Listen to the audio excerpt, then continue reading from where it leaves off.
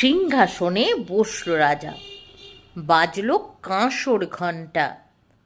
ছটপটিয়ে উঠল কেঁপে মন্ত্রী বুড়োর মনটা।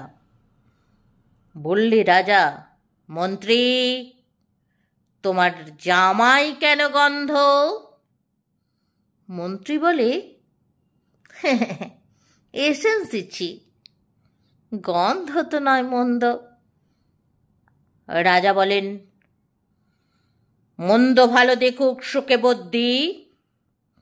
বদ্যি বলে, আমার নাকে বেজায় হলো সর্দি। রাজা হাঁকেন, বুলাও তবে রামনারায়ণ পাত্র।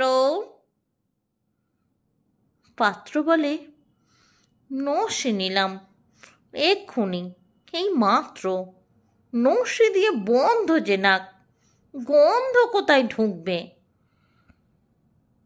রাজা বলেন, কোটাল, তবে এগিয়ে এসো, শুঁকবে। কোটাল বলে, পান খেয়েছি, মশলাটাতে কর্পূর, গন্ধে তারি মুন্ডু আমার একেবারে ভরপুর। রাজা বলেন, আসুক তবে শের পালোয়ান ভীম সিং। ভীম বলে, আজ করছে আমার সমস্ত গা ঝিমঝিম, রাতে আমার বুখার হলো, বলছি হুজুর ঠিক বাত। বলেই শুলো রাজসভাতে চক্ষু বুঝে চিৎপাত। রাজার শালা চন্দ্রকেতু, তারই ধরে শেষটা। বলল রাজা, তুমিই না হয় করো না ভাই চেষ্টা।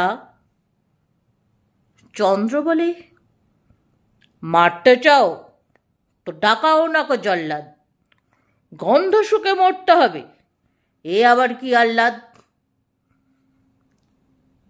ছিল হাজির বৃদ্ধ নাজির, বয়সটি তার 90।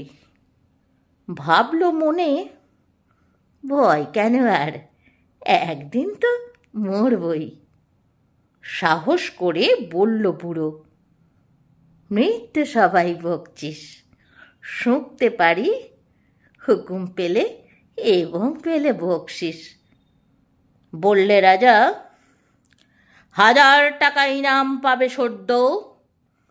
তাই না শুনে উৎসাহতে উঠল বুড়ো মদ্য। জামার পরে নাক ঠিকিয়ে শুঁকল কত গন্ধ।